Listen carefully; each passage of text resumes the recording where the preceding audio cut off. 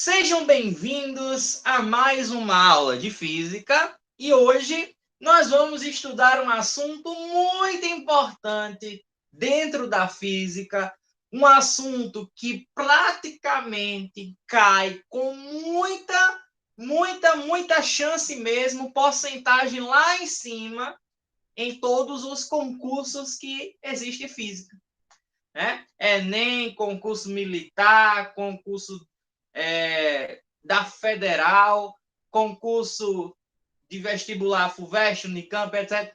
Esse assunto ele é muito comum em todas as provas que vocês forem fazer que tenha física, tá? É o assunto de calorimetria. Calorimetria. Professor, calorimetria tem alguma coisa envolvendo calor? Sim, muito, né? O que é a calorimetria? É o estudo do calor. Ah, professor, é o estudo do calor, né? Do calor. Só para reforçar, galera, a gente aprendeu lá na nossa primeira aula de termologia o conceito de calor. Aprendemos que o calor nada mais é do que uma energia em trânsito, né? É uma transferência de energia que acontece de um corpo de maior temperatura para um corpo de menor temperatura, tá? Então, vou só botar novamente a definição de calor aqui para a gente fixar na nossa cabeça esse conceito fundamental chamado de calor, tá? Então, o calor é o quê? É a transferência,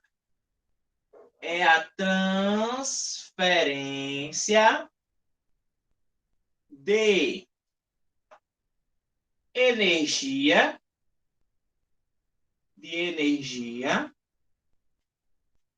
que ocorre,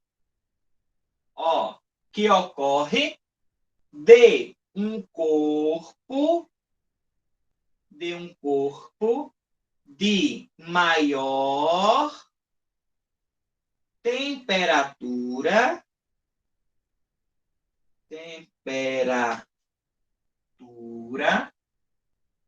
para um corpo de menor temperatura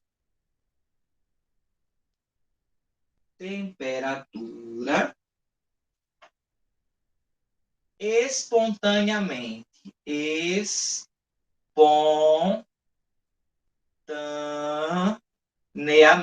Gente, olha só. Eu coloquei esse nome espontaneamente aqui por um propósito. Vamos lá. Eu, Felipe, eu estou com a temperatura mais alta. E quando eu tocar em você, que está com a temperatura mais baixa, espontaneamente, naturalmente, o meu corpo, que está com a temperatura mais alta, vai ceder calor para você, que está com a temperatura mais baixa. Então, eu, Felipe, vou transferir calor para você.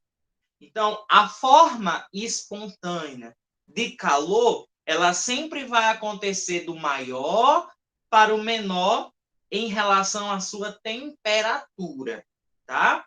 Professor, mas deixa eu entender uma situação que está me constrangendo, assim, está mexendo muito com a minha cabeça.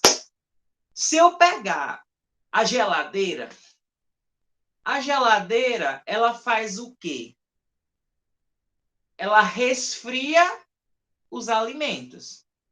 Então, se eu resfrio os alimentos, eu estou fornecendo calor de uma forma que não é espontânea. Por quê? Porque eu pego um corpo quente, boto lá na geladeira e a geladeira vai fazer com que esse corpo quente fique frio. Isso não é espontâneo. O ar-condicionado, por exemplo. O que é que o ar-condicionado faz? Ele resfria a sala. Então, o ar-condicionado ele tem a função de pegar o calor da fonte fria e jogar para a fonte quente, que no caso é tudo que está na sala. A mesma coisa acontece com a geladeira. Aí existe outro princípio que a gente vai estudar lá na frente, chamado de termodinâmica. Mas eu já posso adiantar um pouquinho. O que é que eu posso adiantar? Já percebeu que o ar-condicionado, a geladeira, um freezer, tudo gasta muita energia? Pensa aí um pouquinho. Não gasta energia? Não gasta? Gasta, professor, gasta. Por quê? Porque não é um processo espontâneo.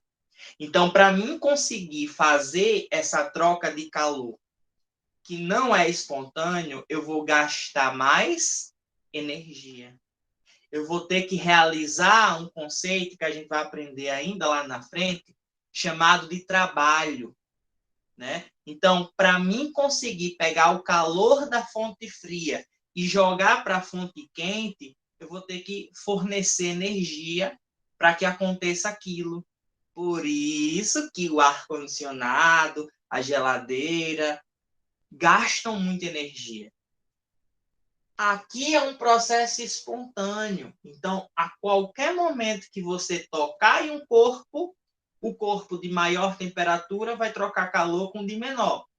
Mas para o de menor trocar com o maior, para que um ceda e o outro receba, esse processo aí vai ter que gastar um pouco de energia para fazer isso. Aí a gente entra depois na parte de termodinâmica para explicar esse processo não espontâneo. Mas até então, o nosso processo ele é sempre da maior temperatura para o corpo de menor temperatura. Tá claro, gente, isso para vocês? Sim? Prefeito. Vamos lá. Então, calor, a gente acabou de ver a sua definição. Olha só que interessante. Existem dois tipos de calor. Que legal. Existem dois tipos de calor. Então, a gente vai puxar uma setinha para cá e vamos falar isso. Ó. Existem dois, vou botar o numeral 2 que é mais evidente. Dois tipos de calor.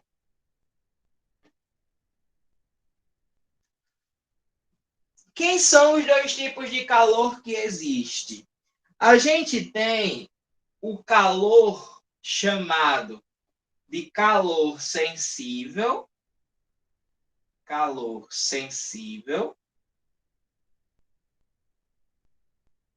e nós temos o outro tipo de calor chamado de calor latente. E a gente vai ver na aula de hoje a principal diferença entre eles dois, como é que a gente encontra o calor sensível, como é que a gente encontra o calor latente, tá? Quando um corpo estiver mudando a sua temperatura, ele, consequentemente, está recebendo ou cedendo calor, tá? Então, a gente tem que analisar passo a passo quais são os tipos de calor envolvido naquele corpo quando ocorre uma mudança de temperatura. Já que eu falei que calor é a transferência de energia, e essa transferência faz com que o corpo mude sua temperatura. Ah, professor, então peraí. Quer dizer que o calor muda a temperatura dos corpos? Com certeza, né, gente? Muda a temperatura dos corpos, né? Então, meu amigo, olha só. Vamos começar analisando o nosso calor sensível. Calor sensível, professor. O que é o calor sensível, gente? É o calor que está associado à mudança de temperatura. Então, toda vez que um corpo mudar sua temperatura, ele está trocando calor. E esse calor é um calor sensível. Então, o calor sensível,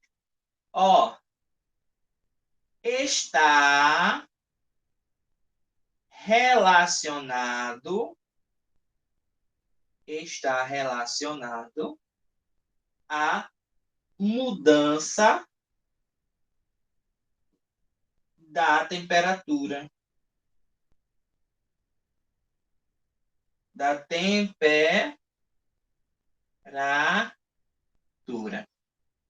Então, toda vez que um corpo mudar sua temperatura, ele tem calor sensível. Essa é a característica mais importante do calor sensível, é a mudança de temperatura, né? Aí a minha pergunta para você: vocês acham que cada corpo troca de calor por igual ou existe diferentes trocas de calor? Por exemplo, tem corpo que pode trocar mais calor, tem corpo que troca menos calor. Essa frase que eu acabei de falar, você acha que é verdade ou você acha que todo mundo troca calor por igual? Estão falando que acha que é verdade, né? Que eu falei que existe diferença. Perfeito, gente, perfeito. Cada corpo vai ter uma forma de transmitir calor, uma capacidade de fazer essa transferência de calor diferente. Então a gente já começa a perceber que o calor ele depende de um fator que é o material do corpo. Ah, professor. Então quer dizer que, por exemplo, se eu tenho um pedaço de metal e um pedaço de madeira, os dois vão trocar calor de forma diferente? Sim, vão trocar calor de forma diferente, né?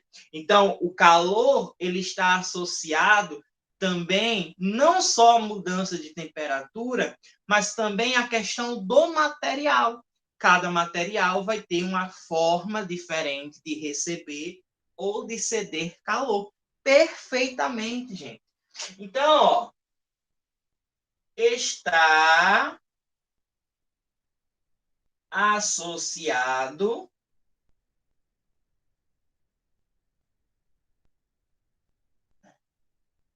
ao material ou substância, né? Substância do corpo. Perfeito. Bom, vimos que o calor sensível ele está relacionado à mudança de temperatura. Legal. Então, toda vez que o corpo mudar sua temperatura, eu vou ter o calor sensível atuando ali. O calor sensível também está associado ao material, à substância que a gente está analisando, tá? Então, se eu pegar um material X e um material Y, eles podem ter calores sensíveis diferentes, né? Interessante isso. E a gente vai atrelar a esse material, essa substância, com um nome bem interessante. Já já a gente chega lá. Mas deixa eu perguntar outra coisa. Vamos lá. Se eu pegar um material e colocar uma pequena quantidade, e se eu colocar uma quantidade maior, os dois vão receber calor da mesma forma?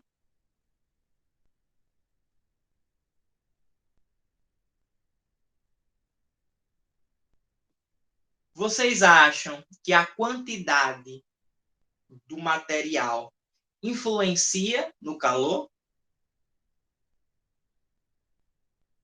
Sim? Será? Quer dizer que se eu pegar, vamos supor aqui, 1 litro de água e colocar 10 litros de água, eles vão receber calores de forma diferentes? Com certeza, sim, né? Então, a massa do corpo, a quantidade de matéria que aquele corpo tem, também está atrelado, está associado ao calor sensível, tá? Ou seja, o calor sensível também está associado, ó, está associado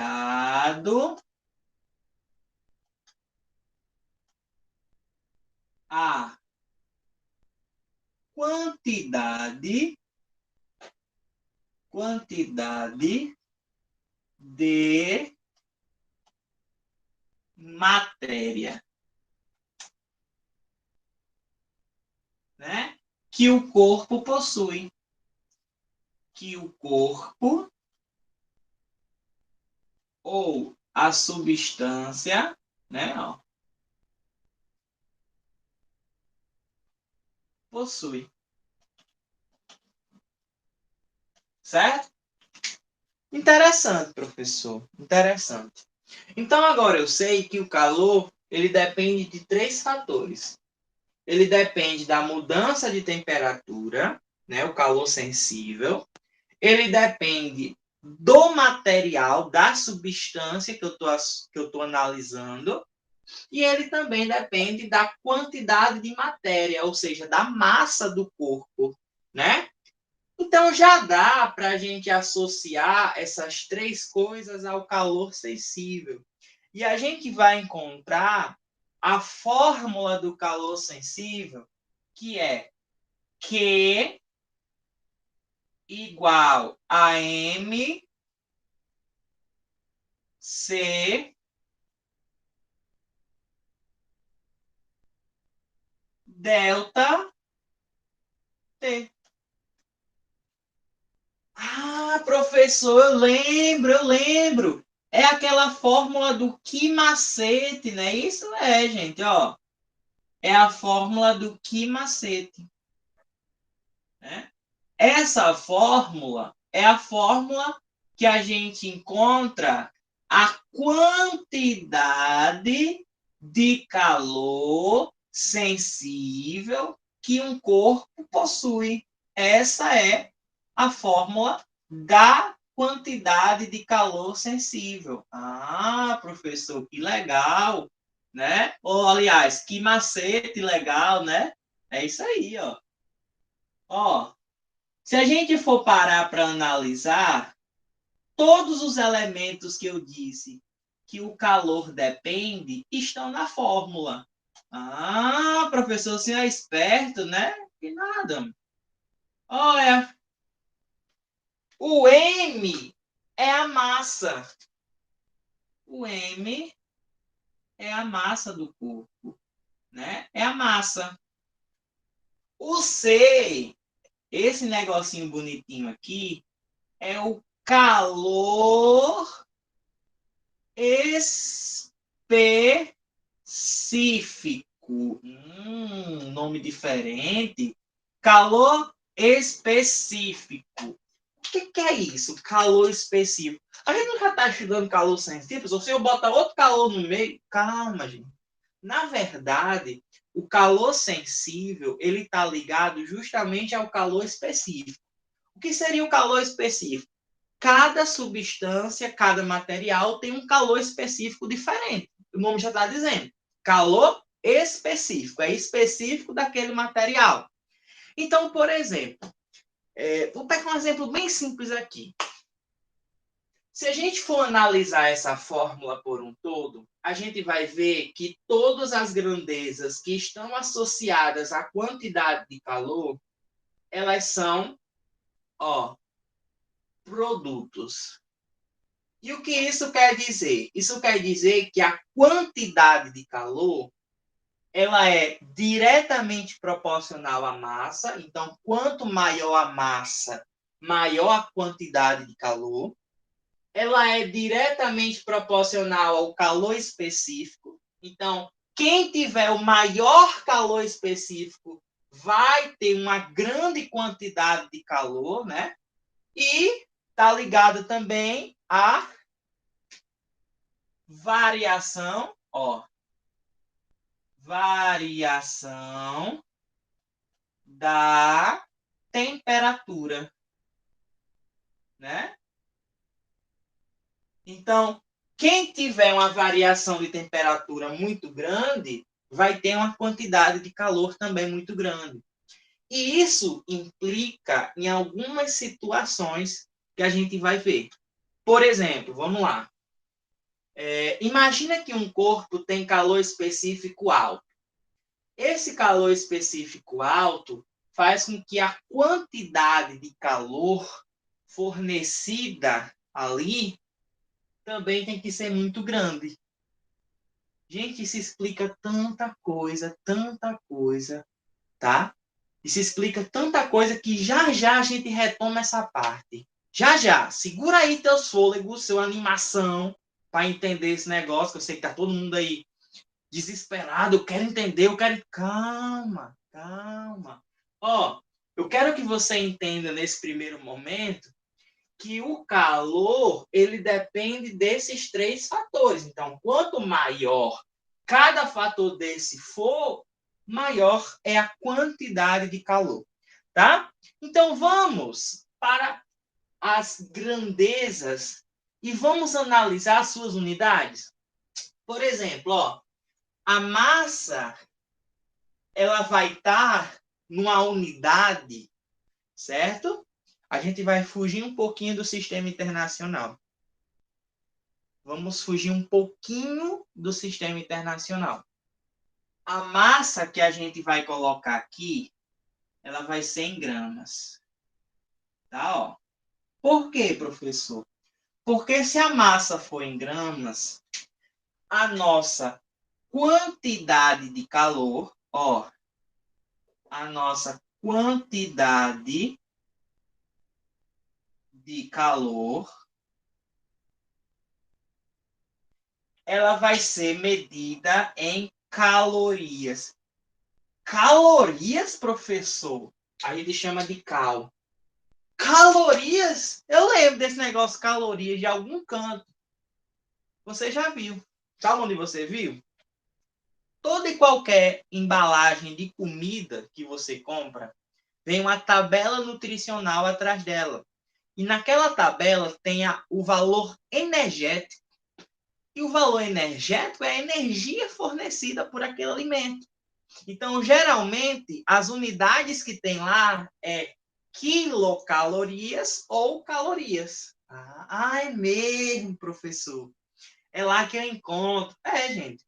Por quê? Porque na hora que você vai medir ali, né, o valor energético, a energia fornecida pelo alimento, a gente vai fornecer essa energia em calorias. Até porque o alimento, tipo assim, eu imagino aqui que ninguém no almoço come 1 quilo de comida. É muita coisa, se for para pensar, né? 1 quilo de comida é muita coisa. Então, na hora que a gente vai calcular a energia daquele alimento, que é justamente a quantidade de calor que você vai precisar fazer para... como é que eu posso dizer? Para... Fugir o nome agora. Para degradar aquela comida, né? Aí você vai ter uma medição em calorias. Por quê? Porque geralmente você come uma quantidade pequena de comida, o ideal, né? E você vai comer ela na quantidade de gramas, né? É um jumento, é um burro comendo amarrado, né? A massa, ela é medida em gramas. Então, a quantidade de calor, ela tem que ser medida em calorias, tá? Professor, mas se eu tiver a massa medida em quilograma, o que é que acontece, gente? Se a massa estiver medindo quilograma, tá, ó, aqui está no SI, no Sistema Internacional. Porém, a quantidade de calor, se todo mundo tiver coerente, não vai ser em calorias, vai ser em joule.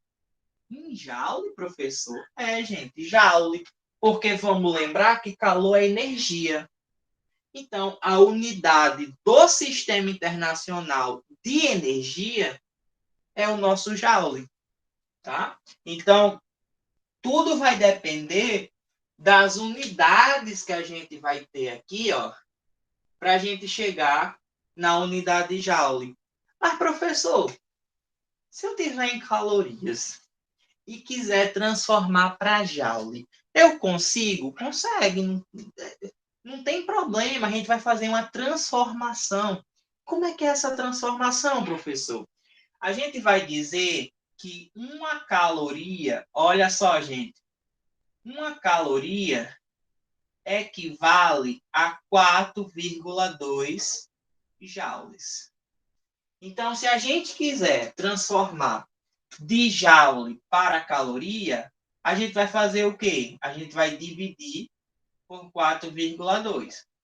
Se a gente quiser transformar de calorias para joule, é só a gente multiplicar por 4,2. Por quê? Porque uma caloria é 4,2 joules. Então, a gente consegue fazer essa transformação. E óbvio que a gente vai precisar, em alguns momentos, fazer essa transformação de calorias para joule. Mas vamos lá, vamos entender o processo do nosso corpo, porque o nosso corpo é uma máquina muito perfeita. Vamos relembrar isso, né? A gente só está vivo porque, meu Deus do céu, o nosso corpo é uma coisa perfeita. Aí você tá lá comendo, comeu 2 quilos de comida. Você sabe qual é o maior erro do ser humano? O maior erro do ser humano é comer bebendo líquido. Ô, meu pai, a biologia que me perdoe, mas é a melhor coisa do mundo, eu também acho. Comer bebendo líquido é muito bom, senão você fica engasgado. Mas comer bebendo líquido é a coisa mais errada do universo. Todo mundo faz, mas é errado. Sabe por quê, gente? O calor específico, ele está ligado à quantidade de calor, certo? Então, o calor específico da água é a maior de todas as outras substâncias. Gente, a água tem um calor específico muito alto. É tão alto que se você parar para perceber um pouquinho, coloca. Tu em casa deve ter, com certeza tem. Pega um pouquinho de água, coloca na tua mão, enche um copinho assim, bota na tua mão, bem pouquinho. E pega a mesma quantidade de álcool e coloca na tua outra mão. Pelo que você já sabe, não precisa nem fazer o experimento. Quem vai evaporar primeiro? Quem vocês acham que vai evaporar primeiro? É a água ou é o álcool? Porque é a mão. É a mão, vai evaporar a mão, né? Por que é o álcool? Porque o calor específico do álcool é muito pequeno comparado com o da água. Então, para mim conseguir evaporar, trocar calor com aquela água, eu preciso ter uma mudança de temperatura muito grande. Ó, calor específico é uma grandeza inversamente proporcional à temperatura. Então, quanto maior for o calor específico, menor é a variação da temperatura. Quanto menor for o calor específico, maior é a variação da temperatura. Então, isso explica, por exemplo, o porquê que durante o dia a água do mar está gelada e a areia está quente. E durante a noite a areia está gelada e a água do mar está mais morna. Né? Não vou dizer quente, porque a ideia de quente é temperatura alta. Mas está morna. Por que diabo isso acontece, professor? Simplesmente porque durante o dia a água recebe a radiação do sol, recebe calor do sol. Aí ela começa a aquecer. Só que a água, gente, demora tanto tempo para aquecer, porque para ela mudar a sua temperatura, ela precisa de um calor muito grande. Ela tem que trocar calor com intensidade muito forte, né? Para conseguir mudar a sua temperatura. Aí, quando ela consegue mudar de temperatura, já é de noite. Passou tanto tempo. Aí, durante a noite, o clima está mais frio. Concorda? Que o clima está mais frio durante a noite. Então, se o clima está mais frio durante a noite, aquela água que aqueceu o dia todinho vai demorar muito para resfriar. Ela vai resfriar? Vai, mas ela vai demorar muito, porque ela precisa de muito calor para conseguir diminuir sua temperatura. Aí, quando ela consegue, tá durante o dia. A pobre não tem sorte. Mas isso acontece, gente, por quê? Porque o calor específico da água é muito alto. Ah, tu tá lá fazendo teu miojo. Tu bota água na panela, pá, bota lá no fogo, espera, tem lá. Olha só, gente. Você pega o miojo, aí tem lá. Pronto em 3 minutos. Só o tempo que você demora para aquecer a água na panela, passa bem uns 10. Até a água começar a ferver. Aí você bota. Eu não podia falar a verdade, não. Tipo, bota lá. Pronto após 20 minutos. Não vou botar 20, né? Porque na verdade é uns 15 minutos. Mas bota mais tempo. Por quê? Porque a água demora muito a aquecer. Aí só a água demora mais tempo a aquecer do que o miojo cozinhando dentro da panela que a água ferve. Já parou para pensar nisso? A água demora mais tempo para ferver do que o miojo na panela para cozinhar, né? Ou seja, se a gente pegasse a mesma quantidade de álcool, colocasse na panela e botasse para ferver, gente, não ia demorar menos de meio segundo. Não, meio segundo não, pelo amor de Deus, né, Felipe? Já exagerou. Não ia demorar nem um minuto para o álcool vazar completamente. Professor, Fala. é, aí a gente tá falando da água, né? Se ela estiver no estado sólido, a variação de temperatura vai ser do mesmo jeito ou vai ser mais Aí, rápido? aí calma, vamos lá.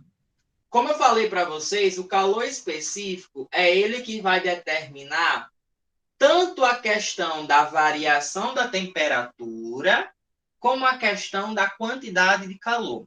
Então, quando eu falo que a água tem o maior calor específico, eu estou falando dela líquida, tá, gente? Água líquida.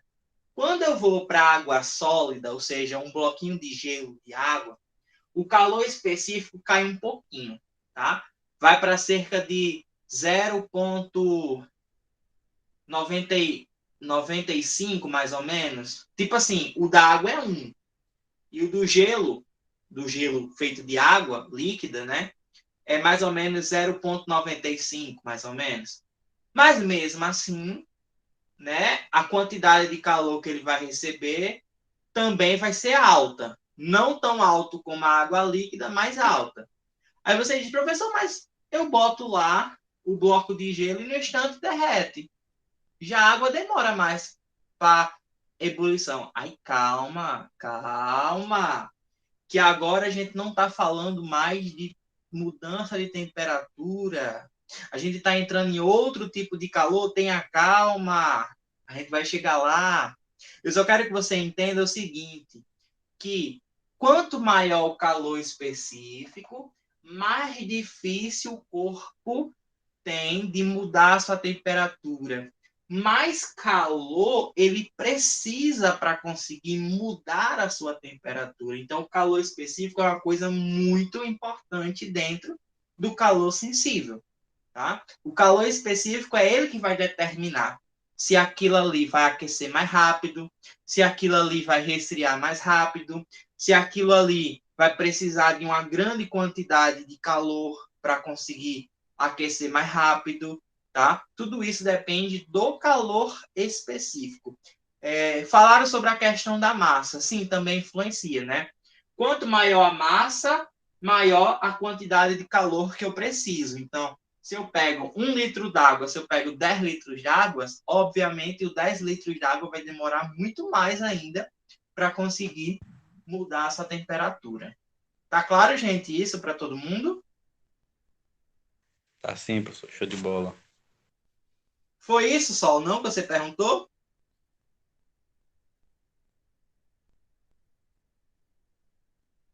Ah, tá. Eu nem tinha visto, é porque eu estava esperando o momento certo para responder, tá? Mas deu certo, que bom que deu certo. Ó, professor, e qual é a unidade do calor específico? Bom, a unidade do calor específico vai ser calorias, ó, calorias por grama graus Celsius. Essa é a unidade do calor específico, caloria por grama graus Celsius. Se algum acaso, né, a questão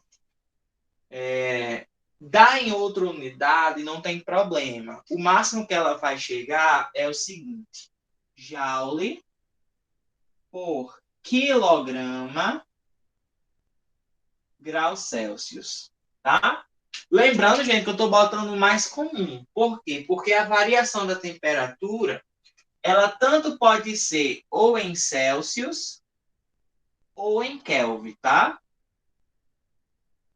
Às vezes acontece de cair em Kelvin, mas a única coisa que muda é mais essa unidade aqui, ó. Tá? Geralmente todas as unidades tendem a ficar padrões, a seguir um padrão, tá? Mas lembra da nossa aula de escalas? A gente aprendeu que a variação na escala Celsius é igual à variação na escala Kelvin. Por isso que eu botei ou Celsius ou Kelvin, tá? Porque a variação é igual. Não vai importar muito, tá? Então, essa é a nossa fórmula do calor sensível. É o que macete que vai nos levar a responder, né, a prova, caso apareça alguma questão envolvendo calor sensível. Gente, vamos lembrar. Qual é a principal característica do calor sensível? Mudança de temperatura. Houve mudança de temperatura? Então, houve calor sensível. Tá certo? Tudo claro até aqui? Não, que macumba não, pelo amor de Deus. Tudo bem? Bom, acompanhando esse trajeto, a gente tem uma grandeza muito importante chamada de capacidade, ó, capacidade térmica. Que diabo é isso, professor? Capacidade térmica. Vamos lá.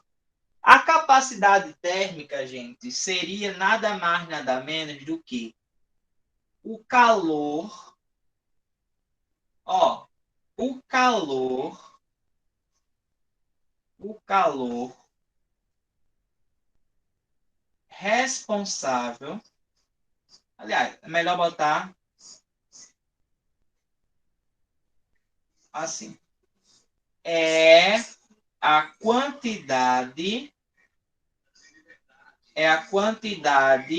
quantidade de calor responsável, responsável por mudar a temperatura do corpo. Então, a gente vai ter uma grandeza que se preocupa justamente na mudança da temperatura e quanto é essa quantidade de calor responsável por mudar a temperatura de um corpo. A fórmula da capacidade térmica é assim: Czão igual a quantidade de calor dividido pela variação da temperatura. Ó, essa é a fórmula da nossa quantidade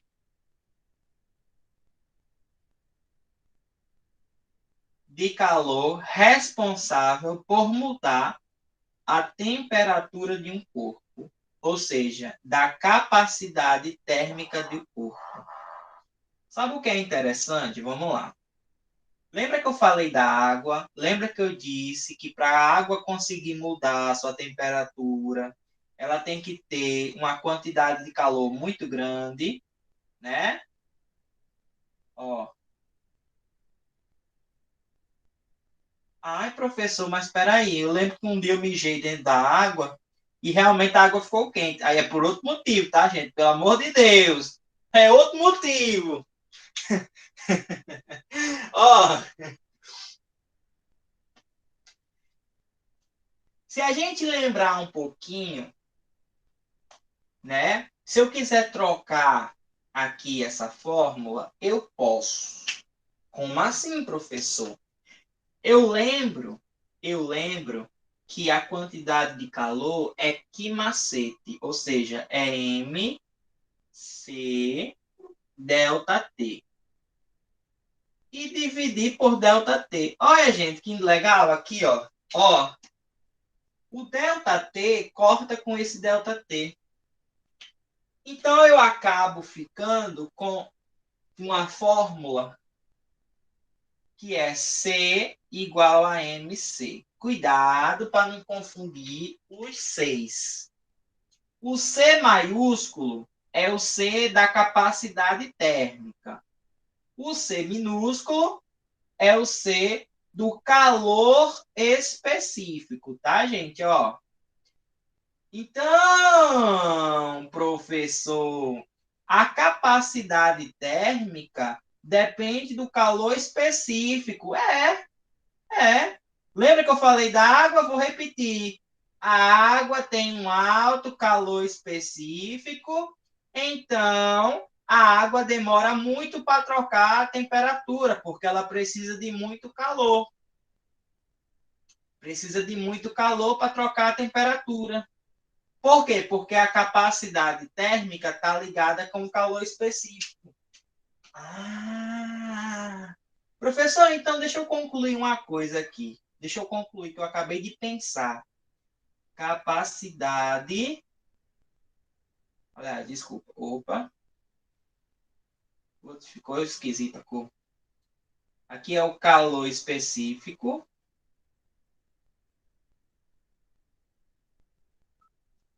Aqui é a massa. E aqui é a capacidade térmica. Tá? Aqui também, ó, capacidade térmica.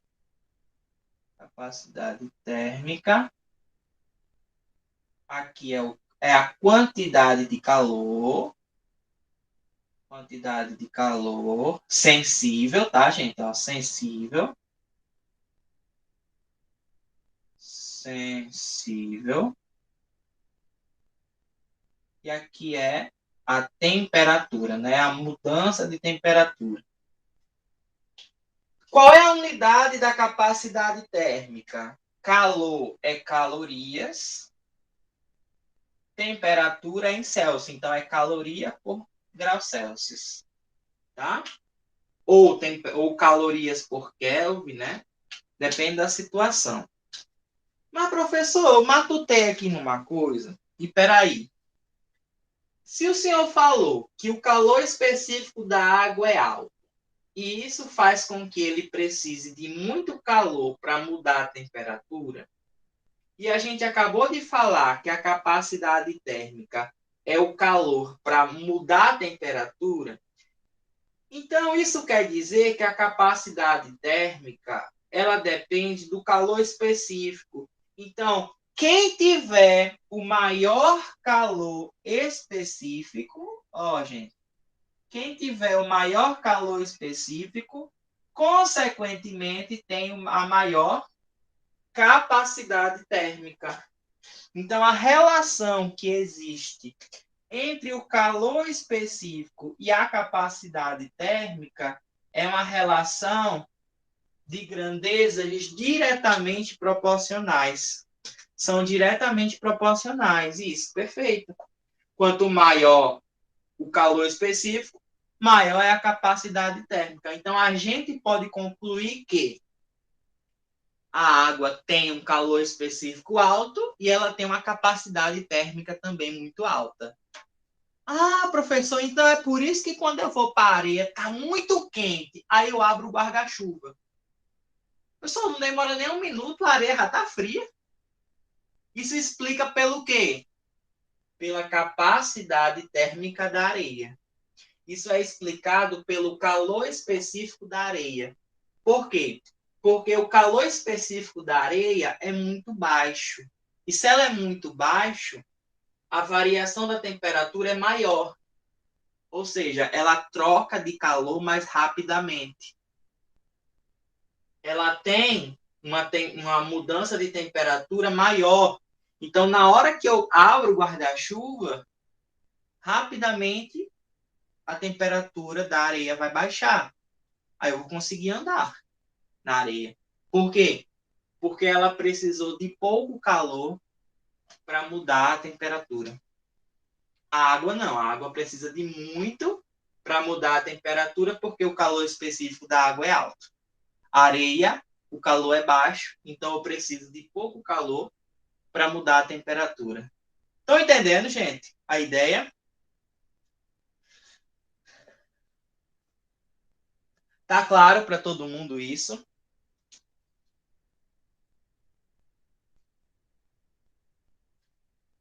Show de bola.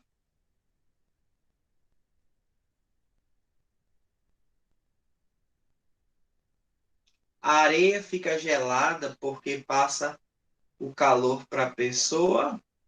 Não quer dizer isso. Quer dizer o quê? Que ao momento em que eu faço uma sombra, eu deixo de fornecer calor para a areia. Então, se a areia está mais quente, ela vai trocar de calor com o ar ou com qualquer coisa que estiver naquela região da sombra e rapidamente ela vai resfriar. Por isso que ela resfria mais rápido. Ela pode trocar calor com qualquer coisa, não necessariamente só com a pessoa que está lá, tá? Show?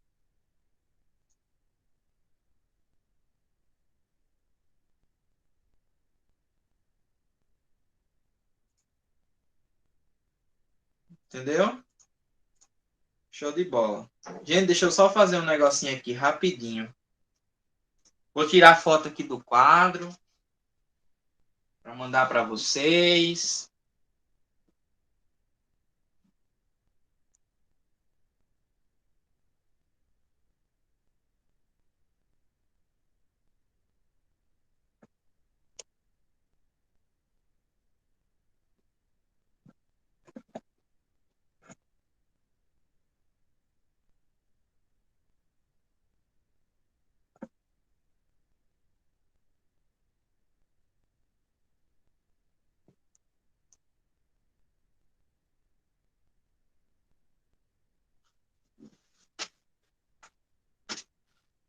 Prontinho.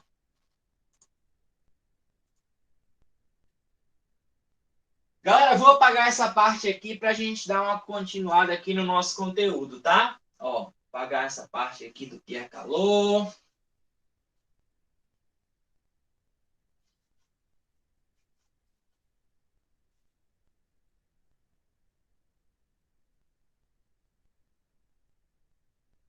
Bom,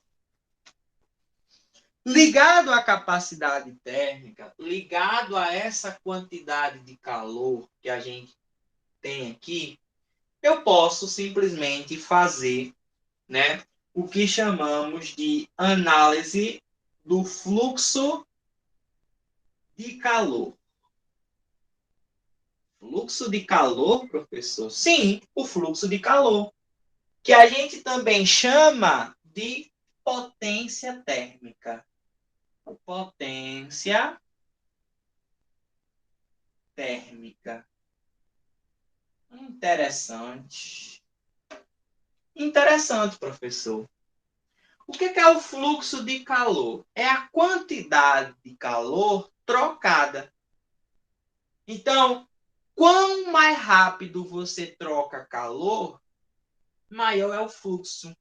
Quanto mais rápido você troca calor, a sua potência é maior. Então, por exemplo, para um ar-condicionado conseguir gelar, né, resfriar a sala mais rápido, ele tem que ter uma potência alta. Para um chuveiro elétrico conseguir aquecer água rápido, assim que a gente abre a torneira, eu tenho que trocar calor mais rápido. Então, a potência do chuveiro é maior. Ah, professor, agora eu estou entendendo porque esses equipamentos eles gastam muita energia, porque ele tem que trocar de calor mais rápido, então a potência deles é maior, né? E como é que a gente faz, professor, para encontrar, para calcular essa potência, esse fluxo de calor?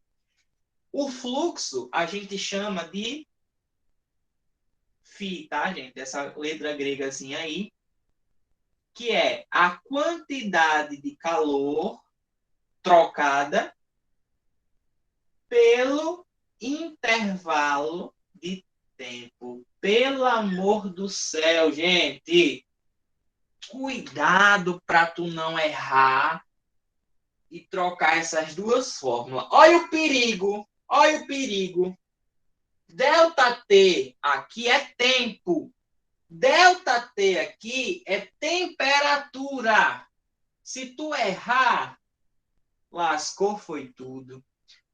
A fórmula não vai valer de nada, porque você vai errar a conta, tá? Então, menino, ó, fluxo de calor, que a gente também chama de potência térmica,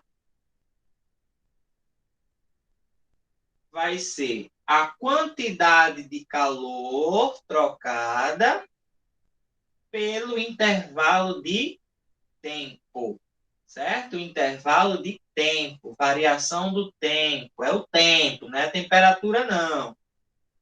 Cuidado para tu não errar. Ó, já eu leio sua pergunta aí para quem enviou, tá? Deixa eu só terminar aqui. Então, Q é a quantidade de calor,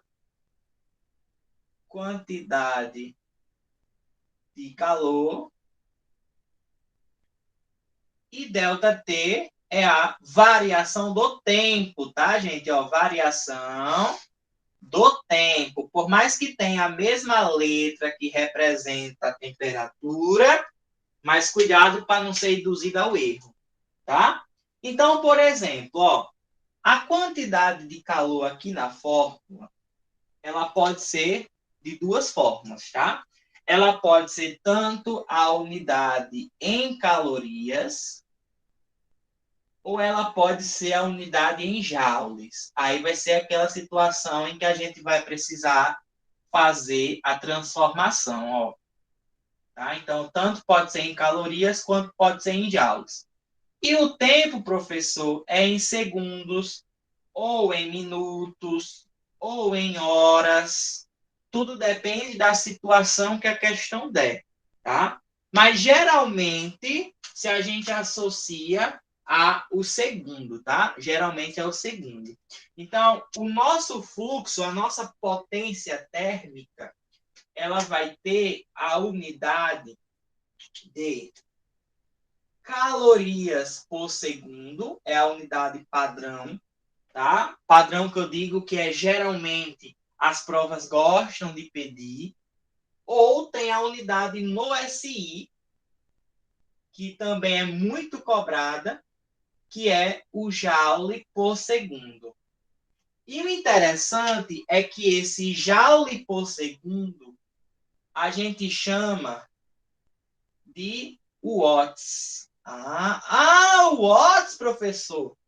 Gente, watts, que é a unidade de potência, né? A diferença é que a gente está vendo a potência térmica ligado à energia que envolve o calor, a energia térmica, né? Por isso que a unidade do fluxo ou da potência pode ser em watts, mas só vai ser em watts se o calor for em joule e o tempo for em segundos. Se for em qualquer outro, aí eu não posso chamar de watts. Tá claro isso para todo mundo? Sol perguntou: quando o carro passa muito tempo no sol, demora mais a esfriar, principalmente se não tem ar, né? Aí isso é porque o quê? Tipo, como pode falar, calor sensível é alto, baixo, capacidade térmica.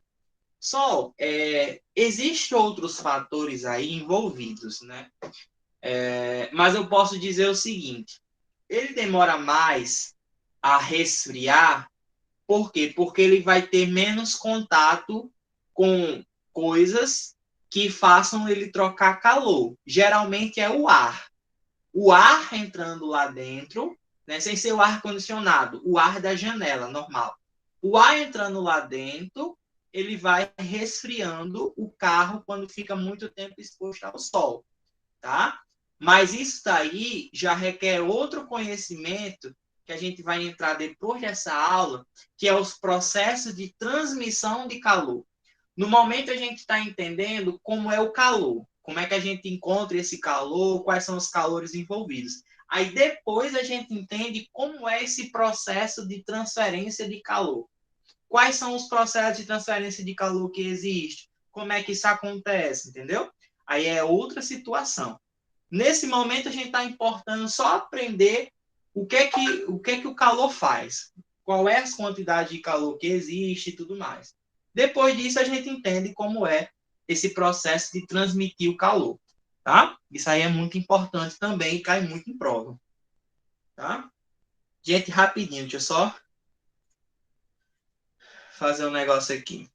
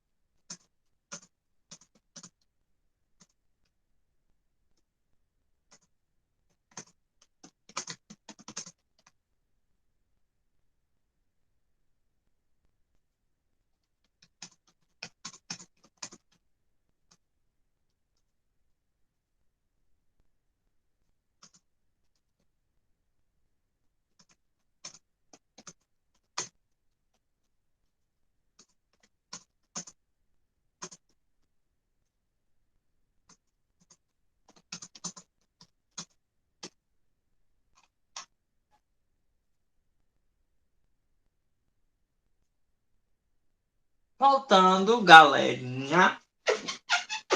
Tá claro, gente, até aqui para todo mundo? Tudo ok? Tudo beleza? Alguém tem alguma dúvida? Esse é o momento. Esse é o momento. Tá? Então, fluxo de calor é a nossa potência térmica, tá? Geralmente, quando a gente envolve potência térmica, a gente também pode envolver o rendimento de um corpo, ó, rendimento, O que é o rendimento, professor? Gente, o rendimento é a eficiência, é a eficiência da troca de calor. Como assim, professor? Vamos lá. Imagina, gente, que o ar-condicionado ele foi projetado para fornecer 10.000 calorias por segundo. Então, a potência do ar-condicionado, né, eu estou dando uma suposição aqui, é 10.000 calorias por segundo. Só que esse ar-condicionado ele não consegue fornecer esses 10.000. Por quê? Porque parte dessa quantidade de calor é perdida em outra forma de energia, seja no barulho, seja no condensador, que é a parte que consegue converter o ar, né, quente para o ar frio. Então, parte da energia é perdida e parte é utilizada. Então, vamos supor que o ar-condicionado, dos 10.000 que ele é projetado para fornecer, ele só consegue fornecer 8.000. Então, ele criou uma eficiência, ele criou um rendimento em cima desses 8.000. Então, para a gente achar o rendimento ou a eficiência de alguma coisa que troque calor, droga de calor, droga de calor não, troca de calor. Esse rendimento ele é calculado dessa forma, ó. N é igual a potência útil sobre a potência total, vezes 100%. Ó, o rendimento ele é calculado dessa forma. Potência útil sobre potência total, vezes 100%. Ó. Tá? Professor, mas se eu não tiver a potência, tem outra forma de achar o rendimento? Tem, gente, tem também. Tá? Tem também. Eu posso utilizar essa fórmula aqui, ó. O rendimento é o calor útil sobre o calor total vezes 100%. É outra forma de eu achar o rendimento sem eu precisar da potência, eu tendo apenas o calor. Tá? Ó. Aí você vai perguntar, professor, deixa eu só tirar esse barulho aqui do WhatsApp chat. Peraí. Você vai dizer, professor. Poxa. Mas o que é essa potência útil e o que é essa potência total? Gente, quando a gente calcula o fluxo de calor, a potência térmica, a gente está calculando a potência útil. Geralmente, a potência total ou vem na questão, lá, dizendo que a potência tal era isso e que só foi fornecido tal, que a eficiência é aquilo, tá? Ou a questão vai dar uma forma da gente achar essa potência total. Como é que eu acho essa potência total? A potência total é a potência útil mais a potência dissipada. O que é dissipado, professor? Dissipado é a perdida, né, gente? É a potência que se perdeu em outras formas de energia que a gente não vai utilizar. Tá? Então, se em algum momento eu precisar determinar a potência total, é só eu fazer a potência útil mais a potência, vou botar até aqui, ó, potência dissipada. Tá? Ó.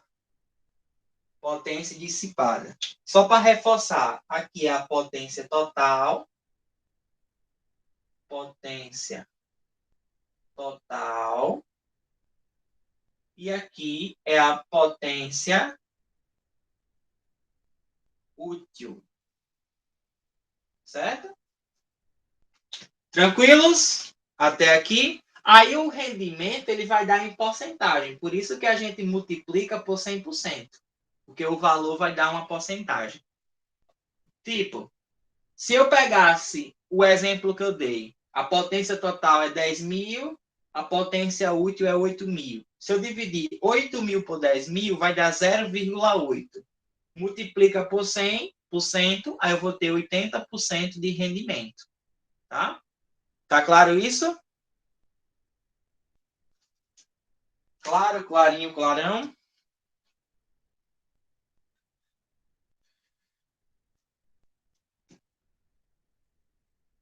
Eu vou apagar essa parte aqui, ó, para a gente terminar de copiar. Prof, a aula vai terminar aqui a hora? Quando eu terminar o conteúdo. A ideia é que eu termine o conteúdo. Tá? Continue aí comigo. Fica até o final. Você só tem a ganhar. Você só tem a ganhar.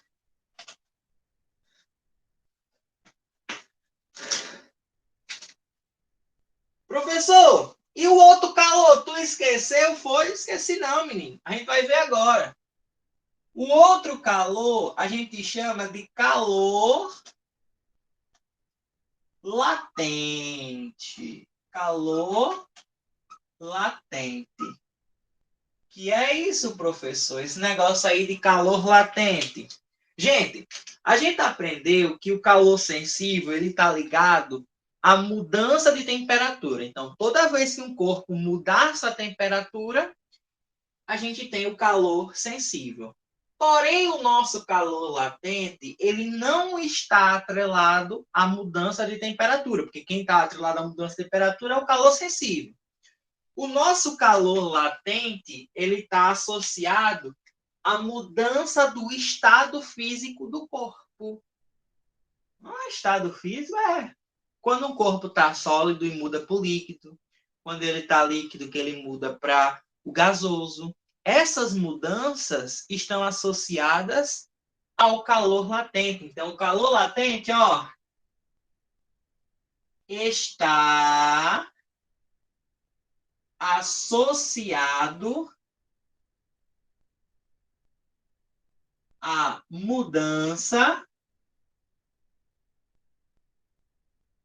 de estado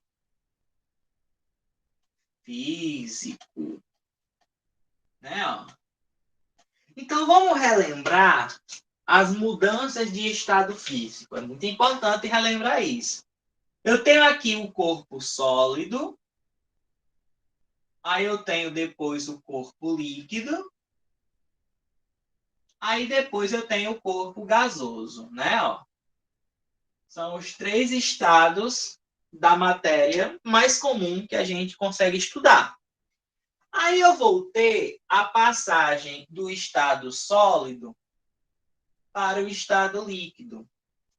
Como também eu vou ter a passagem do estado líquido para o nosso estado gasoso. E assim eu também consigo voltar do gasoso para o líquido e do líquido para o sólido. Gente, vê se vocês lembram. Como é o nome da passagem do estado sólido para o estado líquido? Desculpa. Mudança do estado sólido para o estado líquido, nós chamamos de isso aí, fusão. Fusão. Do estado líquido para o estado gasoso. Bom, na física nós chamamos de ebulição, né? Mas aí na química, a química gosta de inventar umas paradas meio malucas e dá 3 nomes diferentes para esse processo. Vaporização, evaporização, calefação, ebulição. Na física, vocês vão encontrar somente ebulição, tá? É o mais comum, é cair o nome ebulição, mas saiba que existem outros nomes, né? Dentro da química, você consegue encontrar outras situações diferentes, tá? Do gasoso para o líquido, nós temos o chamado condensação.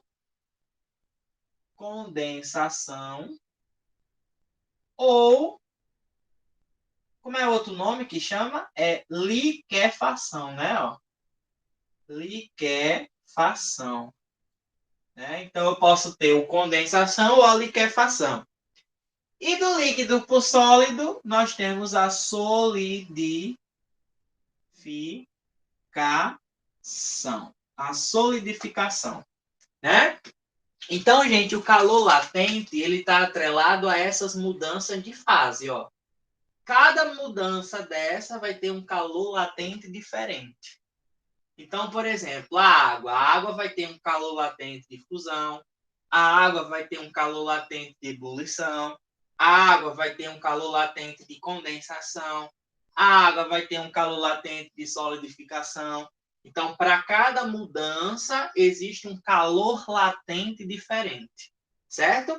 Ainda tem mais dois, né? Ainda tem mais dois.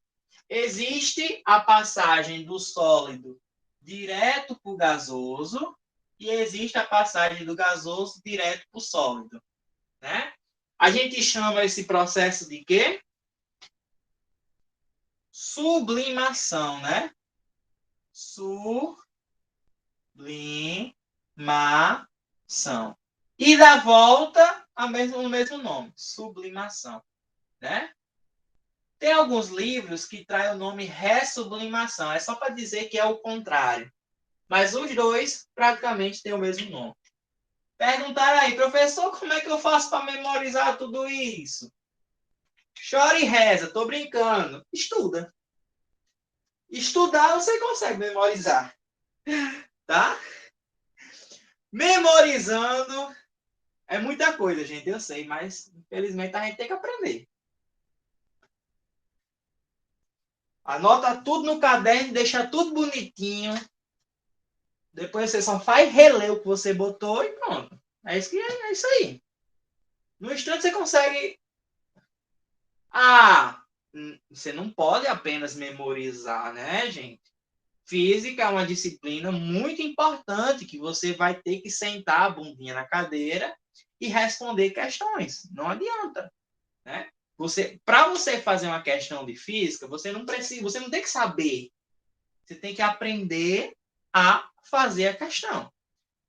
Então, se você não exercitar, não vai adiantar de nada. Você pode saber do conteúdo todinho, mas na hora de aplicar, você não vai saber, porque está faltando exercício. Né? O importante é isso. Os dois, todos dois caem.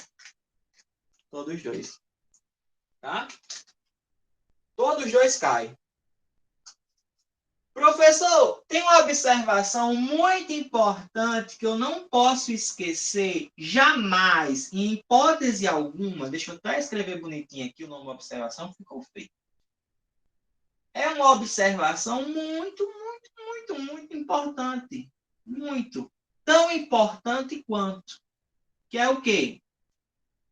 Gente, vamos lá. Eu pego o bloco de gelo e boto em cima da mesa, né? O bloco de gelo, ele vai derreter. Quando o bloco de gelo ele começa o seu processo de derretimento, é porque ele está no processo da fusão, da transformação do sólido para o líquido. E durante esse processo de fusão, não há mudança na temperatura do objeto. Como assim, professor? Mas não está derretendo? Como é que não tem mudança de temperatura? Gente, qual é a temperatura de fusão do gelo? Qual é a temperatura de fusão do gelo? A gente aprendeu lá na primeira aula de termologia que o ponto de fusão do gelo é 0 graus Celsius, né? 0 graus Celsius. Então, quando o gelo começar a derreter em 0 graus, até ele derreter por completo, até o último grãozinho, a temperatura vai continuar a 0 graus. Aí, depois que derreteu completamente, aí a temperatura começa a aumentar. Certo, gente? Então, assim, se você bota um pedaço de gelo, você vê lá, derreteu, e mesmo assim ainda ficou um grãozinho. Se você pegar esse grãozinho, você vai ver que ainda está 0 graus. A água não, a água que está ao lado já está aumentando a temperatura, mas o grãozinho de gelo que ficou, ele continua a 0 graus. Então, na mudança da temperatura, aliás, desculpa, na mudança de estado físico, não há mudança na temperatura do corpo, tá? Então, é isso que a gente vai botar aqui, ó. Na mudança de estado físico, não há mudança na temperatura do corpo.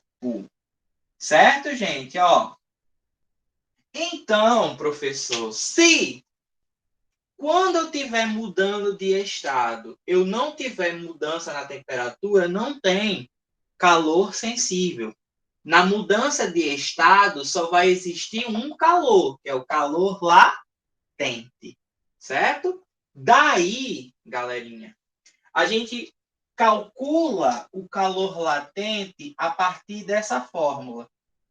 Que moleza. Ó, ou que mole, né? Do jeito que você preferir falar aí, né? A fórmula do calor latente é que moleza, que mole, né? Ixi, professor. Fórmula simples, mais simples do que a outra, né? É. Não tem muito mistério não aqui, ó. Né? O que é o quê? É o mesmo que do outro? É. É porque, na verdade, gente, ó, quando a gente está calculando o calor, a gente, na verdade, a gente está encontrando a quantidade de calor trocado, né? A quantidade de calor trocado, porque calor é troca, troca de energia. Então, toda vez que eu for achar um calor, eu vou achar, na verdade, a quantidade de calor dele. Então, o Q continua sendo quantidade de calor. Quantidade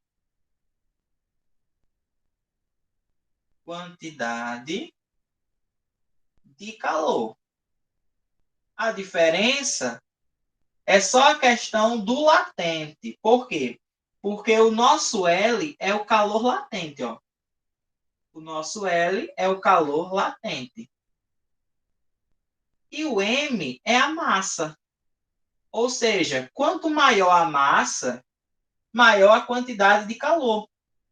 Quanto maior o calor latente, maior a quantidade de calor. Tá?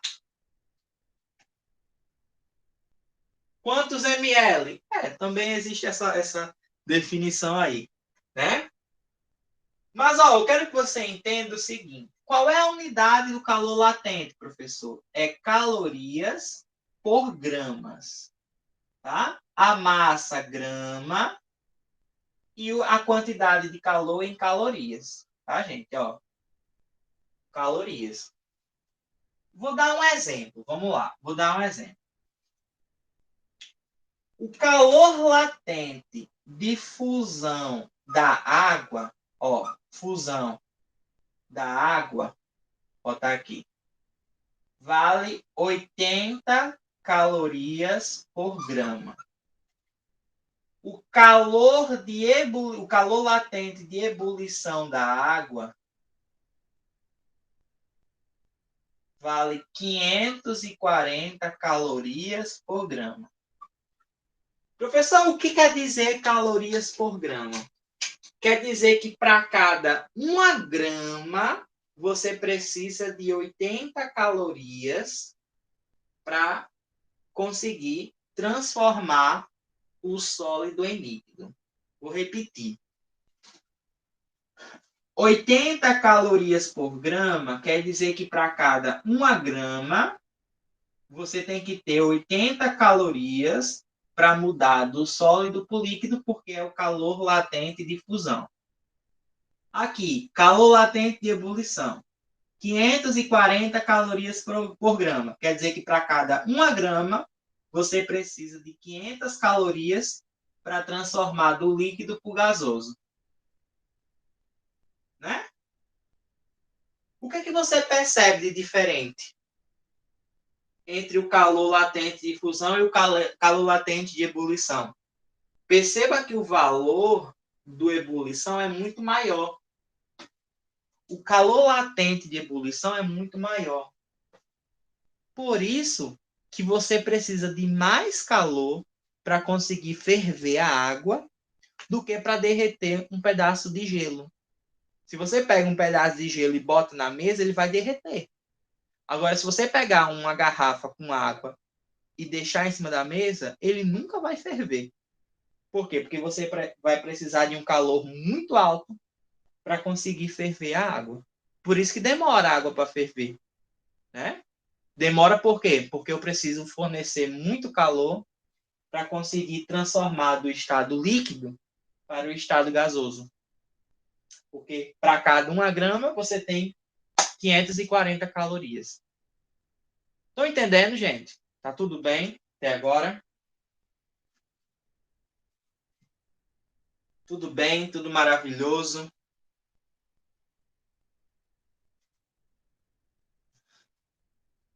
Sim, além tá entendendo direitinho, sol. Deixa eu ver quem mais está aqui. Arthur, Emily, Yasmin, Irene, Letícia, Luísa, todo mundo bem, né, gente? Todo mundo aí.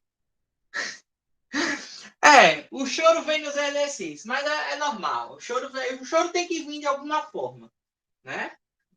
O choro tem que vir de alguma forma. Não, não tem como fugir dele, tá? Não tem como fugir dele. Eu vou tirar uma foto aqui do quadro para a gente continuar.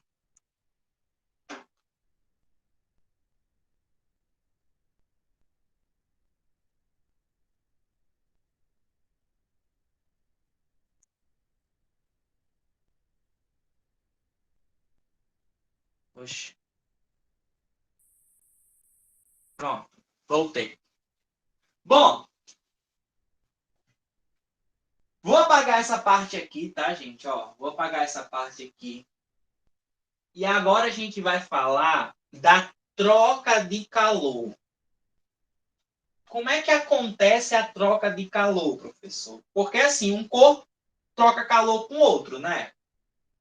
Então, um vai doar e o outro vai receber. Aí como é que fica esse negócio aí? Vamos ver.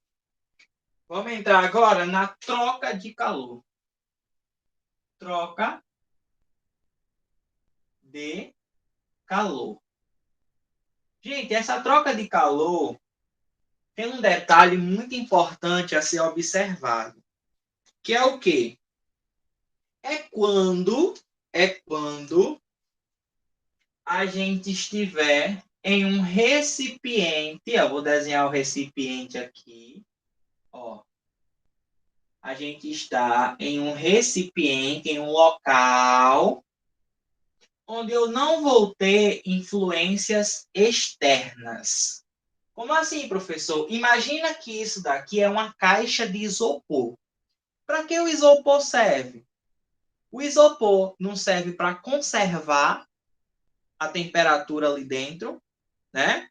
O isopor ele é um isolante térmico. E um isolante térmico, ele isola para que não venha influência externa ali dentro. Então, a gente vai chamar esse isopor ou qualquer local que isola os corpos aqui dentro de calorímetro. Ó. Calorímetro. Ó. O calorímetro tem um isolante interno. Tá, ó. Então, ele isola qualquer coisa que estiver internamente, ficando tudo que está aqui dentro, trocando calor por si só. Tá? Então, eu vou botar 2 corpos aqui dentro. Eu vou colocar uma esfera. Tá? E vou botar outro objeto aqui. Vou botar outra esfera, por exemplo. Ó. Tá, ó. Então, eles estão trocando calor. Pela troca de calor, e não tem influência de nada aqui, a gente vai dizer o seguinte, ó, que a variação da quantidade de calor vai ser igual a zero. Gente, essa condição aqui é uma condição da conservação da energia. Ó, eu estou conservando a energia daqui de dentro. Conservação da energia. Tá, ó. Conservando a energia, eu consigo dizer que não vai ter mudança de energia. Se não vai ter mudança de energia, né? Isso quer dizer o quê, professor? Isso quer dizer, gente, que a quantidade de calor trocada no início, ó, certo? É igual à quantidade de calor trocado no final. Então, vamos supor que um corpo está, sei lá, com zero quantidade de calor e o outro está com 3. O que é que vai acontecer? O que tem vai doar e o que não tem vai receber, certo? O que tem vai doar e o que não tem vai receber. Eu vou só apagar aqui e vou mostrar que isso dá para ser expressado até mesmo na fórmula. Por quê? A gente aprendeu que o delta significa variação, mudança. E toda vez que aparecer um delta, a gente sempre faz o final menos o inicial, concorda? Final menos o inicial. Então, isso daqui seria a quantidade de calor final menos a quantidade de calor inicial. Isso seria igual a zero. Concorda? Ó. Né? Ou seja, a quantidade de calor que um ganhou, certo? É igual à quantidade do outro que recebeu. Só que um lado fica positivo e o outro fica negativo. Por que, professor, isso acontece? Gente, porque o que está positivo, ele está ganhando calor. Ganhando calor.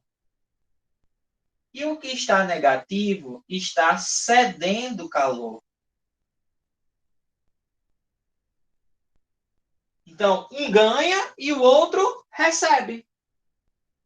Aliás, um ganha e o outro recebe é a mesma coisa. Um dá e o outro recebe, né? Isso acaba chegando a essa conclusão. Então, assim, todos os corpos vão trocar calor, tá? Independente se eles estão no calorímetro, independente se eles não estão. Eles vão trocar calor. A relação que a gente tem aqui é uma relação que esse daqui, a quantidade de calor daqui, mais a quantidade de calor daqui, tem que dar igual a zero. Tem que dar igual a zero, certo? Então, eu posso até escrever isso aqui de forma diferente. Ó. Eu posso esquecer o final e o inicial e posso pensar no corpo A e no corpo B, onde, na hora que eu for somar as quantidades de calor, essa quantidade de calor tem que dar zero. Isso é a condição da troca de calor. Por quê? Porque um vai doar e o outro vai receber. E a gente vai chegar nessa fórmula aqui. Um fica positivo, o outro fica negativo. Um vai doar e o outro vai receber. Certo? Tá claro isso para todo mundo?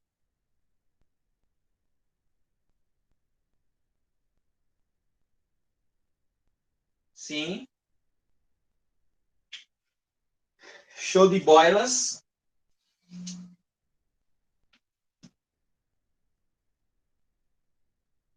Show. Eu vou apagar essa parte aqui para escrever a última situação.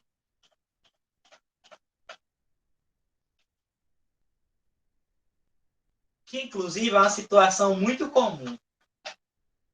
E que a gente vai fazer um exercício a partir dessa informação aqui que eu vou botar.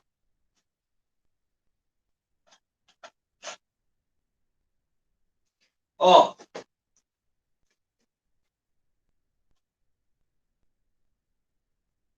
Opa. Vamos analisar o calor total do corpo. Calor total do corpo.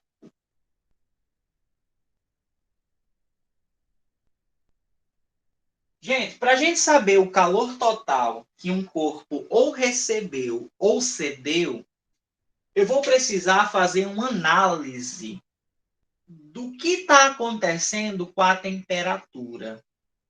Como assim, professor? Vamos lá. Ó, imagina que você tem um bloquinho de gelo, certo? Ó, você tem um bloquinho de gelo. E esse bloquinho de gelo está a menos 8 graus Celsius, certo? Você tem um bloquinho de gelo e ele está a menos 8 graus Celsius. Você quer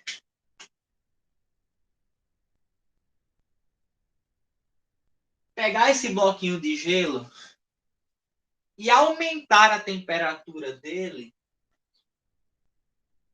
até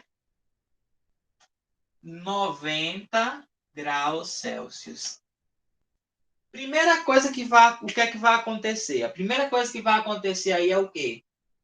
Tá de menos 8, eu quero ir para 90, o bloquinho de gelo. Vai acontecer o quê?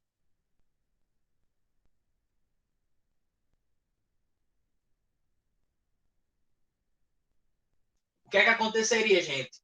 Se eu pegasse um bloco de gelo que está a menos 8 e elevasse a sua temperatura até 90. Óbvio que ele ia derreter, né? Pela lógica, ele derreteria. Show de bola. Só que a gente quer achar a quantidade de calor total que o bloquinho recebeu até chegar em 90 graus Celsius. O que é que eu preciso fazer? Será que se eu jogar direto na fórmula, eu acho o resultado? Não.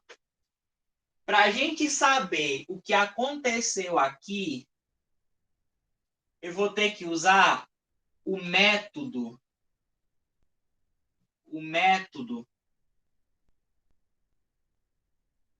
do tio Muralha. Fica muito mais simples. Qual é o método do tio Muralha? A gente vai criar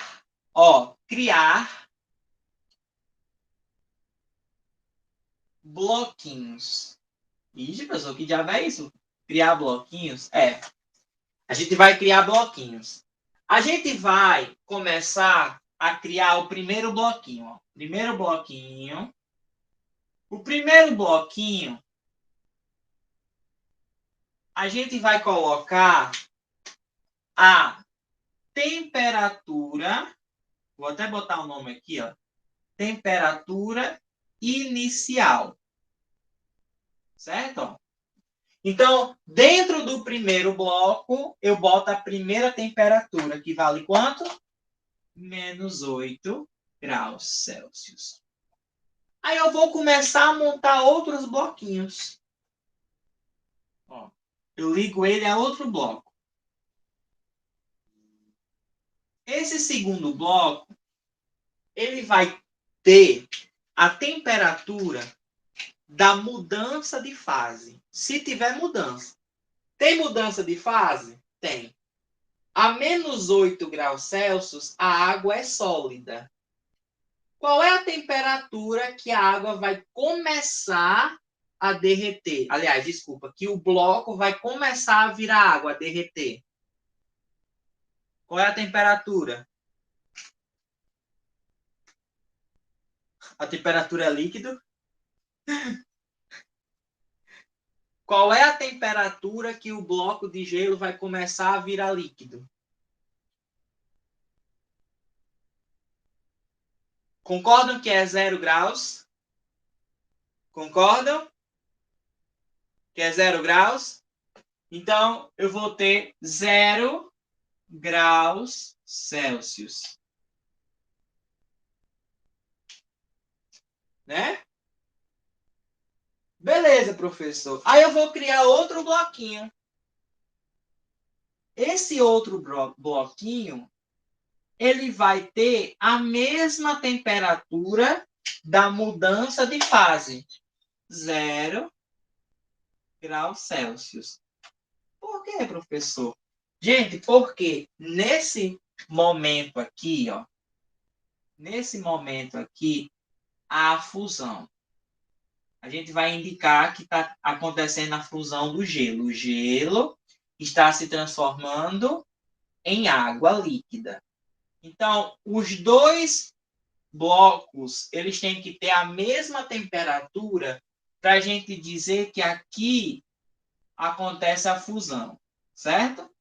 Aí chegou no terceiro bloco, preste atenção, ó. Chegou no terceiro bloco, o gelo já não é mais gelo, é água líquida, né, ó? E se é água líquida, professor, eu começo a aumentar de 0 até qual temperatura? Até 90. Então, o último bloquinho vai ter a temperatura final. O último bloquinho vai ter a temperatura final. Ó, temperatura final. Então, o primeiro bloco começa com a inicial, o último termina com a final. E por que diabo, professor, eu fiz esses blocos? Gente, porque de um bloco para outro, a gente sempre vai ter uma quantidade de calor diferente. Preste atenção no que eu estou falando. De um bloco para outro, a gente sempre vai ter uma quantidade de calor diferente. Então, por exemplo, vamos analisar o primeiro bloco para o segundo bloco. Daqui para cá, eu tive uma quantidade de calor? Tive, não tive? Qual é a quantidade de calor que está associado, que vai de menos 8 até 0? Concordam que de menos 8 até 0 houve mudança de temperatura? Houve, professor, mudança de temperatura. E se houve mudança de temperatura, qual é o tipo de calor que está associado aqui? É o calor sensível. Então, de menos 8 a 0, eu estou analisando o calor sensível. Calor sensível de quem? Do gelo. Calor sensível do gelo. De menos 8 a 0. De 0 até 0, eu tenho calor latente. Por que é o calor latente, professor? Porque está tendo fusão. Então, é o calor latente. De 0 a 90, eu tenho outro calor sensível. Por que calor sensível? Porque está tendo mudança de temperatura. Ó. De 0 a 90, mudança de temperatura, calor sensível. Só que esse calor sensível aqui, ele está ligado na água. Água líquida, certo? Não é mais o gelo, é água líquida. Tá? Ó, então, eu analisei os 3 processos de calor envolvidos nessa mudança de menos 8 até 90. Então, quem é o meu calor total? O calor total recebido por esse bloco para sair de menos 8 até 90 vai ser o calor sensível do gelo, que é esse primeiro momento aqui, ó, mais o calor latente de fusão do gelo, que é essa parte aqui, mais o calor sensível da água líquida, quando vai de 0 até 90. Então, o calor total, ó, é calculado dessa forma. Eu sempre vou analisar todos os calores que estão associados no corpo. durante a sua mudança de temperatura. Por isso que eu disse, questão de calorimetria cai muito. Cai muito no sentido de a gente conhecer os tipos de calor e estar tá ligado às situações que podem cair na prova. Então, troca de calor, uso a relação do calorímetro. Calor do corpo A mais o calor do corpo B. Se eu tiver outros corpos aí, eu vou somar todo mundo, soma todo mundo, todos os calores. E tudo isso vai ser sempre igual a zero. Agora, se eu estiver analisando o calor total, aí eu vou fazer a regra dos quadradinhos para saber quem são os calores envolvidos e depois somar todo mundo.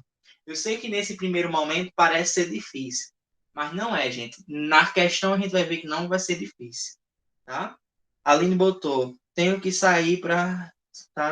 Tá certo, Aline, não tem problema não. Então, basicamente, o que tiver com mudança de estado físico vai ser... Isso, perfeito, Sol.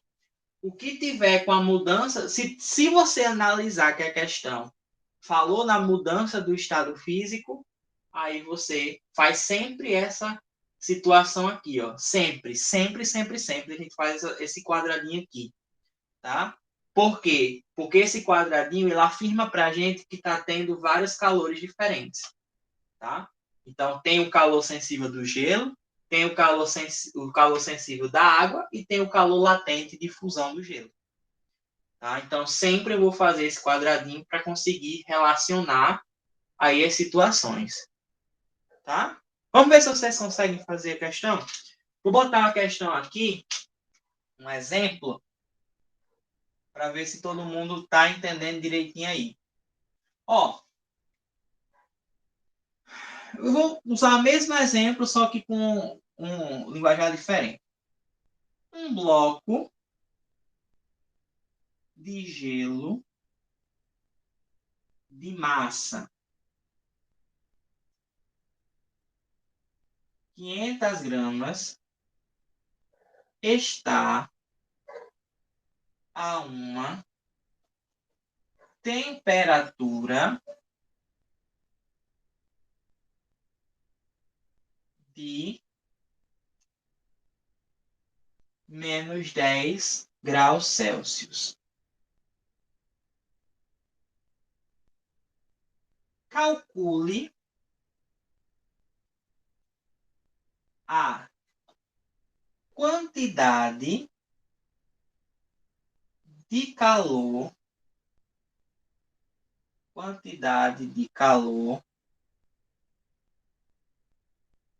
recebida por esse bloco se a sua temperatura chegar a 25 graus Celsius. Dado calor específico do gelo, 0,5 calorias por grama grau Celsius. Calor específico da água, 1 caloria por grama grau Celsius. Calor latente de fusão do gelo, 80 calorias por grama.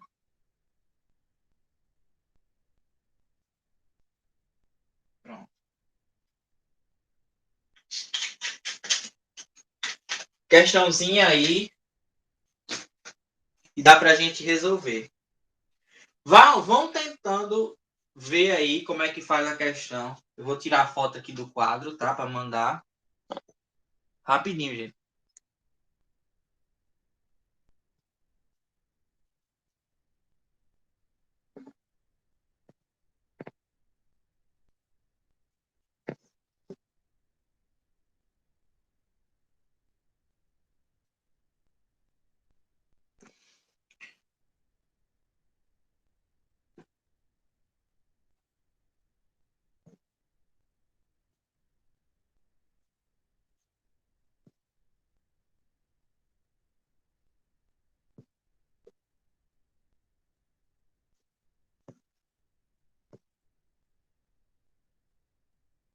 Pronto, voltei.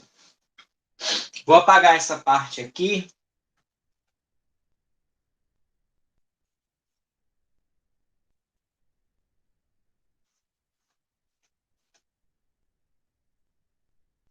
E vamos tentando resolver a questão.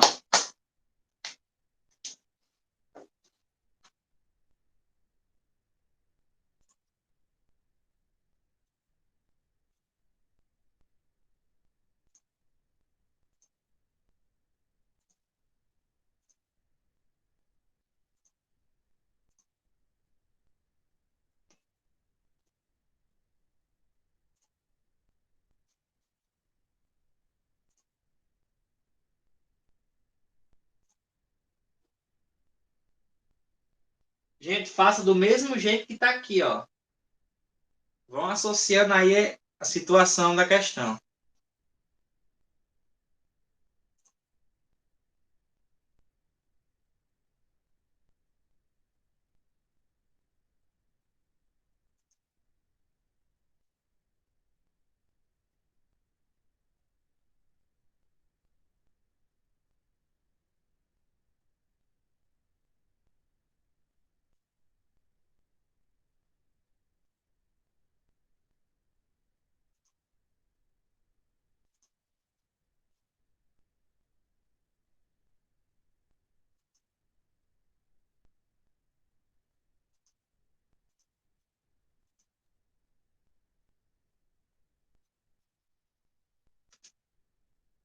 Vamos fazer. Só para a gente terminar logo aqui.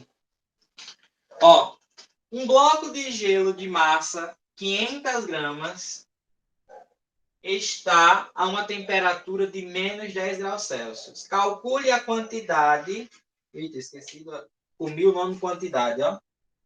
Quantidade de calor recebida por esse bloco se a sua temperatura chegar a 25 graus Celsius. Bom, pelo método dos blocos, vamos lá.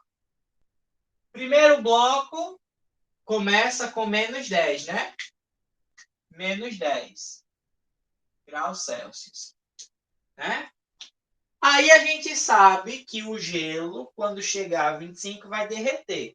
Então, se ele vai derreter, ele vai chegar até a temperatura de fusão dele. Que é a temperatura de fusão? 0 graus Celsius. Se começou a fundir a fusão, então eu vou repetir o 0 graus Celsius para dizer que está havendo fusão. Ó. Daqui para cá é a nossa fusão, certo? Ó. E o último quadradinho vai até a temperatura final, que é 25. Então, eu tenho aí, do primeiro para o segundo quadradinho, o calor sensível do gelo. Do segundo para o terceiro, eu tenho o calor latente. E do terceiro para o quarto, eu tenho o calor sensível da água, né? Porque o gelo já passou e já está em água. Aqui é a água, aqui é o gelo. Ó. Então, o calor total vai ser igual ao calor sensível do gelo, mais o calor latente, mais o calor sensível da água. Então, a gente vai fazer cada um separado e depois somar todo mundo. Quem é o calor sensível do gelo? Vamos lá. É a massa do gelo vezes o calor específico do gelo vezes a variação da temperatura do gelo. Então, o calor sensível do gelo vai ser... Quem é a massa do gelo? 500. Então, vai ser 500 gramas vezes o calor específico do gelo. A questão dele é 0,5. 0,5 vezes a variação da temperatura. Aí, cuidado aqui, gente, ó. Variação da temperatura. Variação da temperatura é a temperatura final menos a temperatura inicial, ó. Temperatura final menos a temperatura inicial. Então, quem é a final? É 0. Então, vai ser 0 menos... Aí, aqui continua tendo menos, ó. Menos 10. Tá? Porque aí eu vou fazer menos com menos que vai dar mais. Então, vai ficar o calor sensível do gelo vai ser 500 vezes 0,5 vezes 10. 0,5 vezes 10 dá 5. 5 vezes 500 vai dar 2.500 calorias. Pronto. Achamos o calor sensível do gelo. E agora, vamos achar o calor latente de fusão. Calor latente é a massa vezes o calor latente, né? Ó. Então, o calor latente vai ser a massa é 500, o calor latente de fusão é 80. 500 vezes 80 vai dar 5 vezes 8 dá 40, né? Ó. Aí a gente repete os 3 zeros que faltou. Então, 4.000 calorias. Que é a fórmula mais simples, né? E o outro é o calor sensível da água. Tá, gente? Calor sensível da água. É a massa da água vezes o calor específico da água vezes a variação da temperatura da água. Gente, se foi o gelo que se transformou em água, então a massa da água é a mesma massa do gelo, né? Então eu vou continuar tendo 500 aqui, ó. O que vai mudar é o calor específico, ó, que vale 1 agora. Vezes 1, vezes a variação da temperatura, que é de 0 a 25. Então, a final é 25, a inicial é 0. Então, o calor sensível da água vai ser 500 vezes 1 vezes 25. 500 vezes 1 é 500. 500 vezes 25 vai dar 5 vezes 25 dá 125. 125 e repete os 2 zeros. 1, 2. Então, é 12.500 calorias. Ah, então, professor, agora eu tenho todo mundo, ó. Tenho o calor sensível do gelo, o calor latente de fusão e o calor sensível da água. Aí agora eu só faço somar tudo. 2.500 mais 40.000 mais 12.500. Quanto é que vai dar isso, meu povo? Calor total vai dar 2.500 mais 12.500 dá 15.000. 15.000 mais 40.000, o calor total é 55.000 calorias. Se a gente quiser, eu posso até mesmo transformar esse 1.000 em quilo. Então, o calor total é 55 quilocalorias, tá? Porque no calor sensível do gelo, a temperatura deu 10. E o calor sensível da água, a temperatura deu 25. Porque, ó, é variação da temperatura, certo? Não é a temperatura, é a variação. Então, se o gelo está em menos 10 e vai para 0, a variação é de 10. 10 graus. Se a água está de 0 a 25, a variação é 25. Entendeu? Então, a variação é sempre o final menos o inicial, tá? Então, na situação do gelo, eu tenho a variação de 10.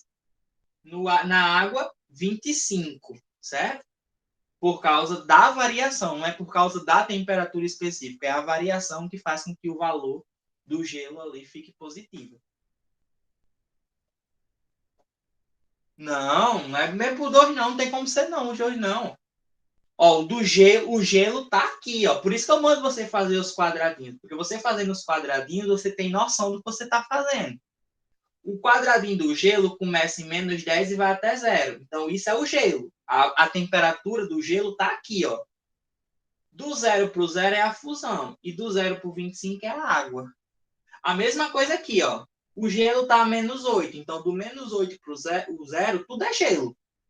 Do 0 para o 0 a fusão e do 0 para 90 tudo é água. Tá claro?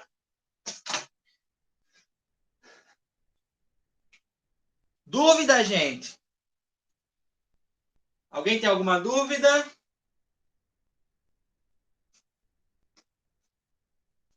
Caso não, então eu encerro nossa aula por aqui, tá certo? Um beijo para todo mundo, fiquem com Deus. Na nossa próxima aula, eu resolvo as questões que a gente tem na lista de calorimetria, tá certo? Agora tá mais claro, né, Emily? Que bom, fico feliz por isso, tá?